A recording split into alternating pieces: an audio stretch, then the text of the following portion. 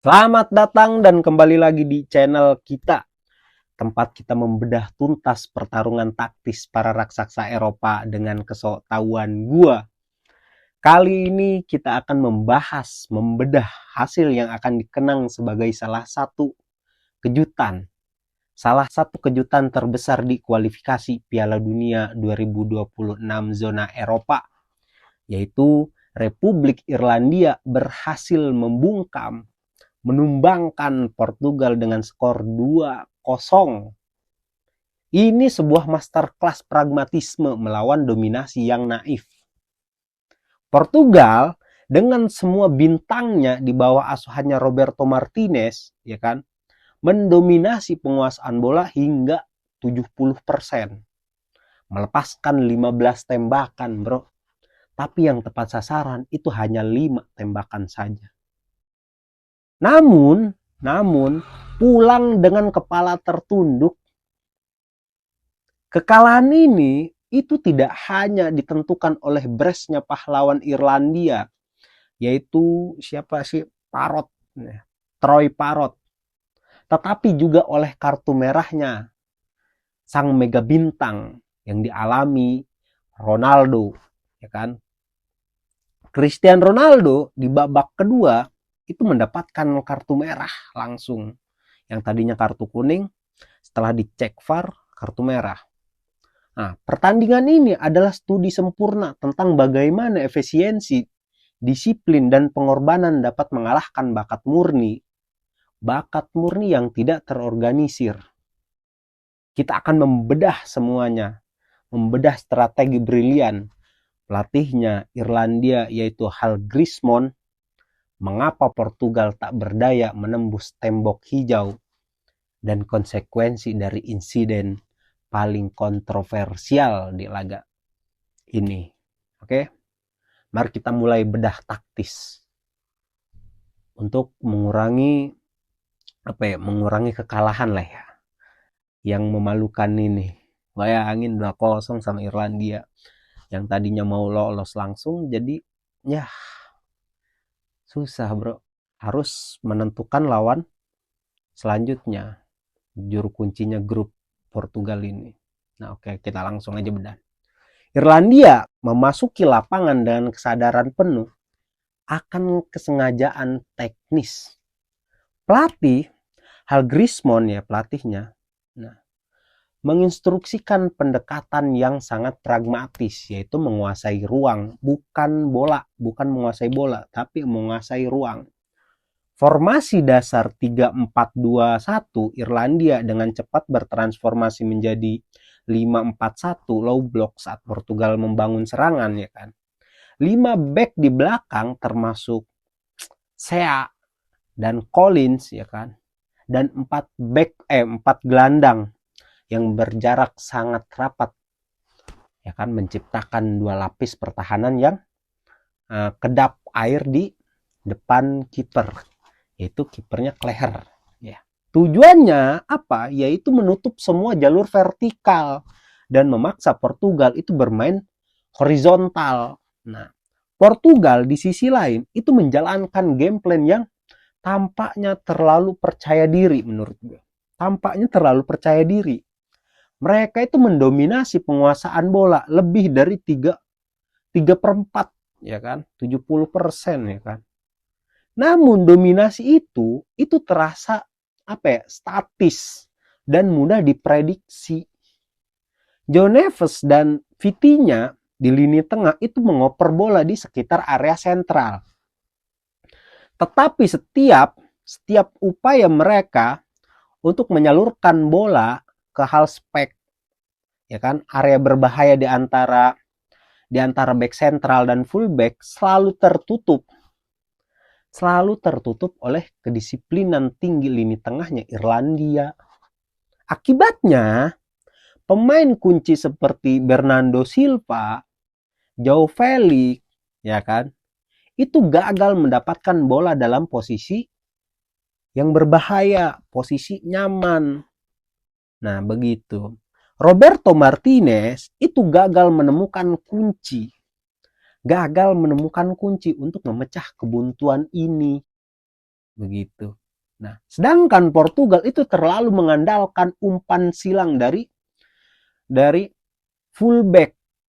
Fullbacknya mereka seperti Diego Dalot, João Cancelo yang naik sangat tinggi, ya kan.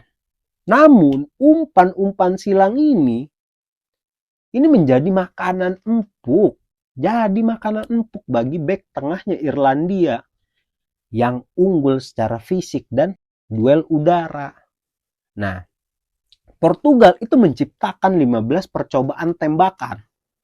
Tetapi sebagian besar itu adalah tembakan jarak jauh yang terblokir atau crossing yang ya sia-sia lah ya.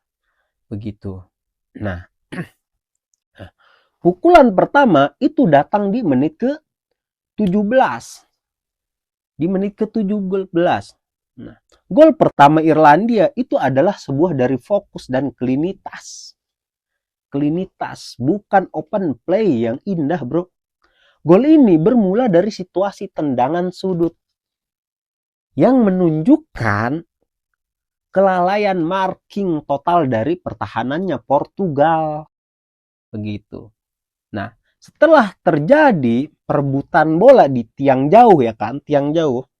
Nah, Liam Scales itu yang menyundul ya kan, berhasil memenangkan duel dan menyundul bola kembali ke mulut gawang. Di sana si Troy Parrott itu berdiri tanpa pengawalan. Ya kan? Hanya perlu mendorong bola aja gini doang ke gawang Diego Costa. Nah, udah tuh masuk kayak gitu doang. Nah, secara taktis, gol ini adalah kegagalan mutlak bagi Portugal. Dalam permainan yang sangat dominasi oleh penguasaan bola mereka, ya kan? Gagal. Kebobolan dari set piece menunjukkan kurangnya konsentrasi dan organisasi dalam pertahanan standar.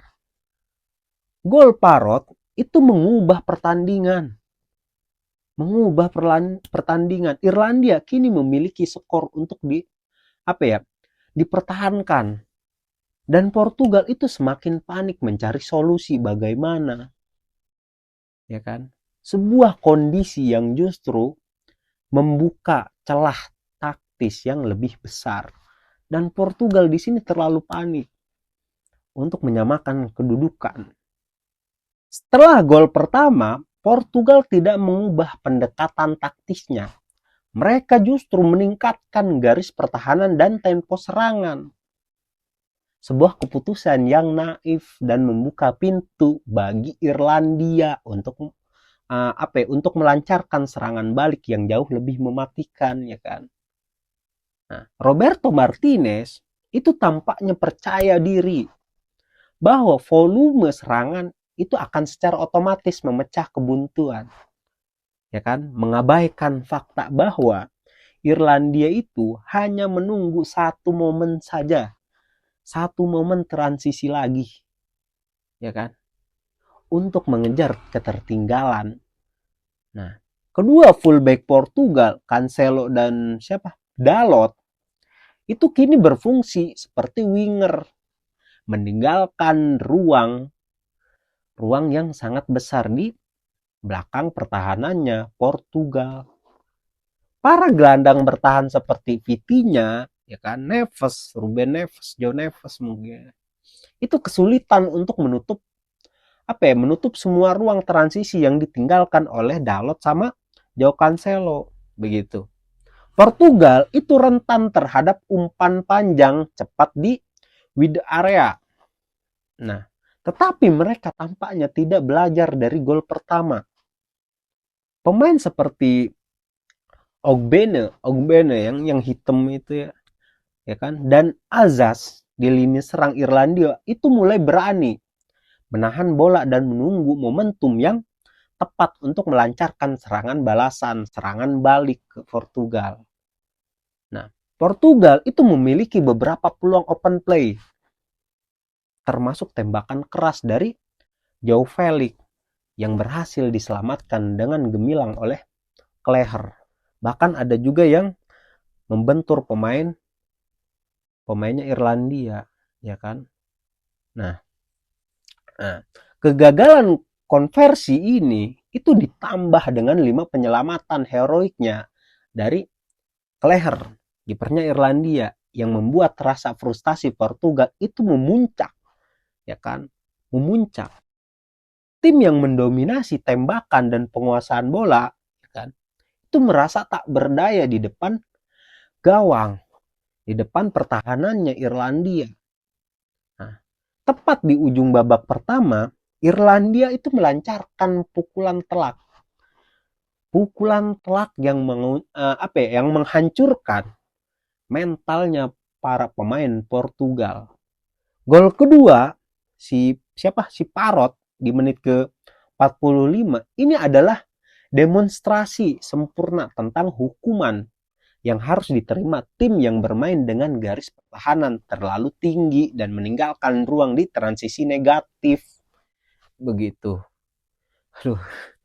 Gol ini itu bermula dari umpan panjang yang sangat akurat dari back sentral si Osea yang melewati 3/4 lapangan lah ya, dan mendarat tepat di jalur larinya si Parrot. Nah, Parrot yang lepas dari marking back sayap dan back tengah Portugal, ya kan, yang terlalu maju backnya itu berlari mengejar bola. Ia kemudian melakukan potongan ke dalam, cut inside dengan gerakan yang tenang sebelum melepaskan tembakan mendarat ke tiang dekatnya Portugal, itu yang dijaga oleh Diego Costa. Sehingga Diego Costa itu tak berdaya, tidak bisa menepis, tidak bisa menghalau bola yang ditembak oleh si Parrot. Secara taktis, gol ini adalah kegagalan struktural Portugal.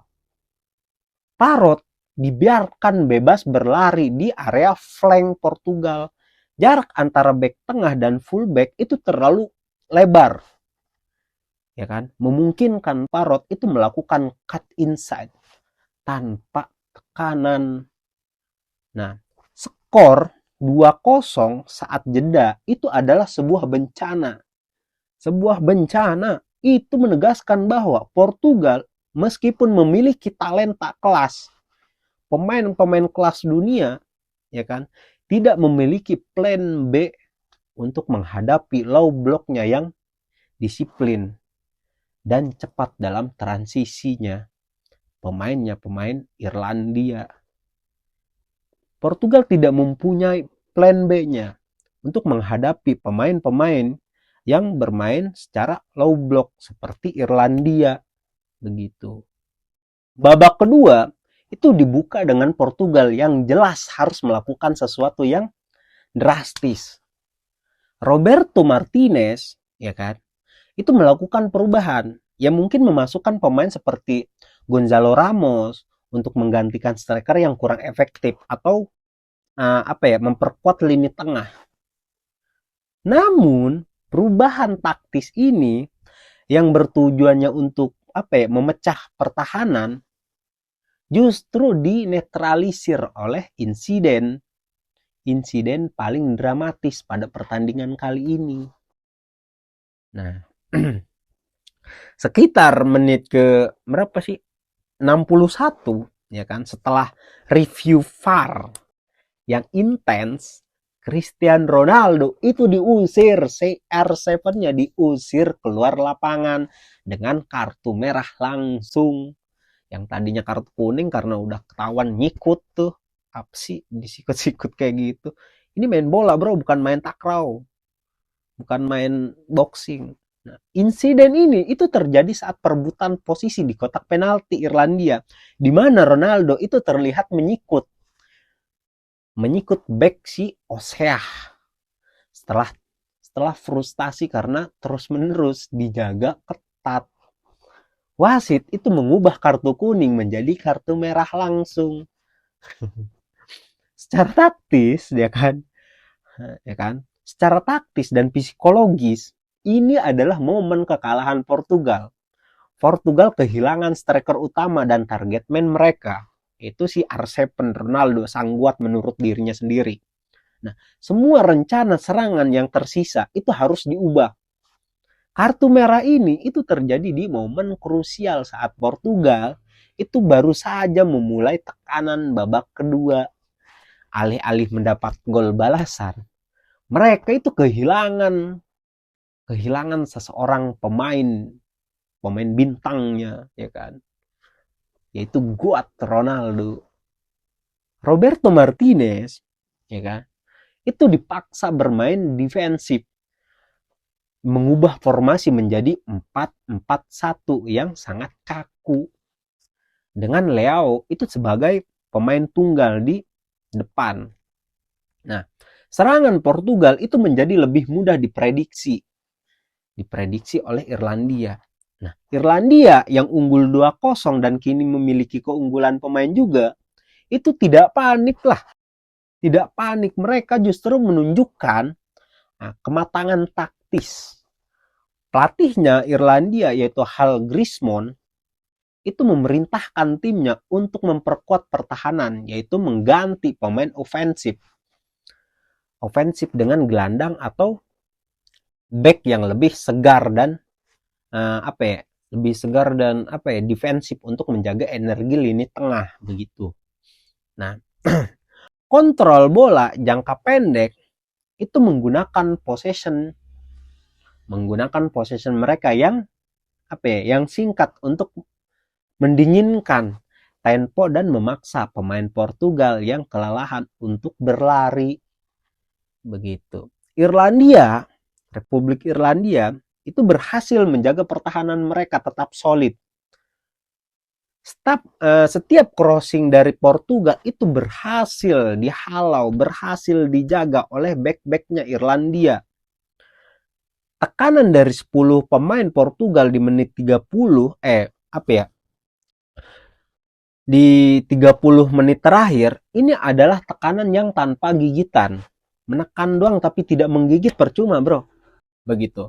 Portugal itu tetap gagal menciptakan peluang bersih yang memaksa Kleher itu melakukan penyelamatan yang tidak terlalu ini gitu. Soalnya tanpa gigitan. Nah, sepanjang babak kedua, itu Irlandia itu berhasil menjaga pertahanan mereka tetap utuh. Mengakhiri laga dengan clean sheet yang terasa monumental mungkin ya bagi Irlandia.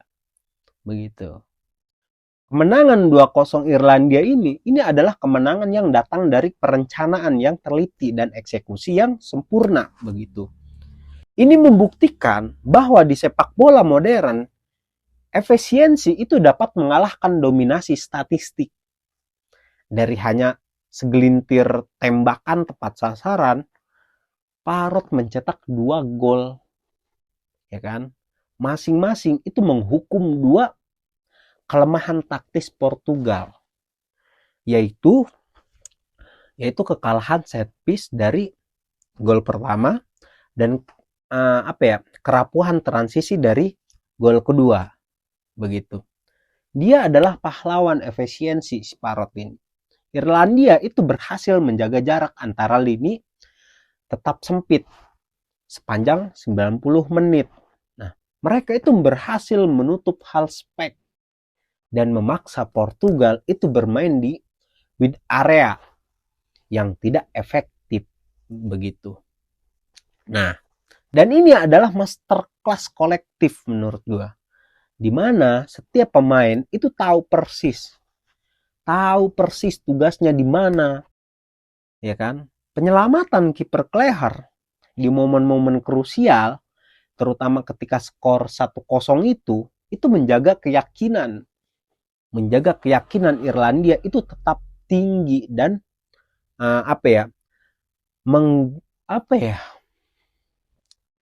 menenggelamkan moralnya Portugal ya. Nah, kekalahan ini itu memiliki dampak getaran pada kualifikasi Piala Dunia 2026. Portugal yang sebelumnya berada di puncak klasemen ya, masih di puncak klasemen ya kan. Dia masih di puncak klasemen, cuman gagal mengamankan tiket lolos dan kini berada di bawah ancaman yang sangat serius dengan 10 poin. Mereka hanya terpaut 2 dari Hungaria, ya kan? Hungaria poinnya berapa sih? 8.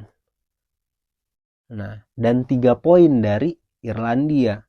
Coba kalau nanti pertandingan yang akan datang Portugal kalah lagi, udah tuh kesalip semuanya. Irlandia menang, Hungaria menang, udah tuh kesalip.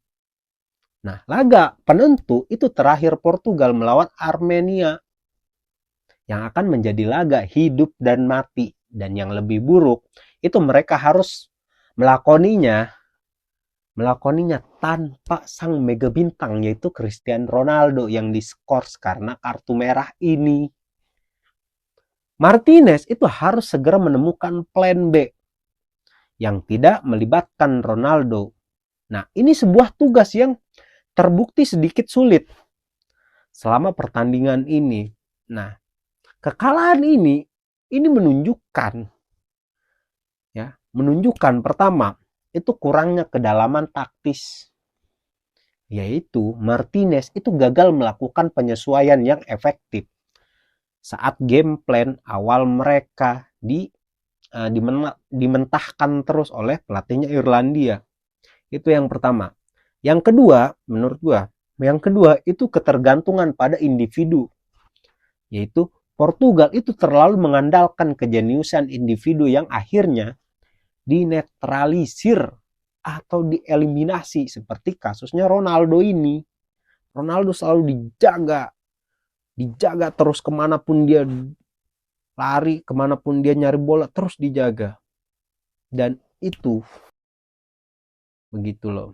Irlandia sebaliknya kini memiliki momentum dan harapan besar untuk lolos ke playoff.